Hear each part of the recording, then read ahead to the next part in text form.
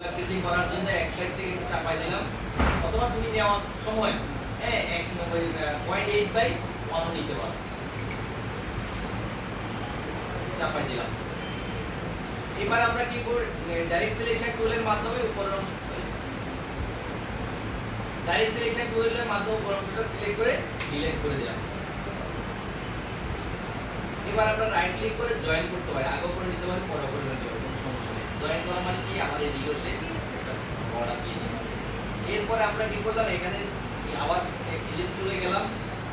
Ellipse টুলে গিয়ে আমরা কি করব, এভাবে ধরে এবার এই পজিশন যাতে আমরা এই পজিশনে হয় এইভাবে করে দেখতে ডিমের মতো মনে হয়। এটা কালারটা একটু চেঞ্জ করে দিলাম। এই অংশটা হয়ে গেল। পুনরায় আমরা এটা থেকে আবার একটা দিলাম, নিয়ে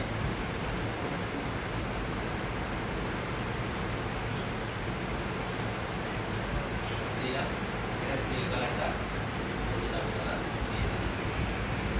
তিনটা লেয়ার হলো, পুরোটা একটা সিলেক্ট করলাম, গ্রুপ করলাম।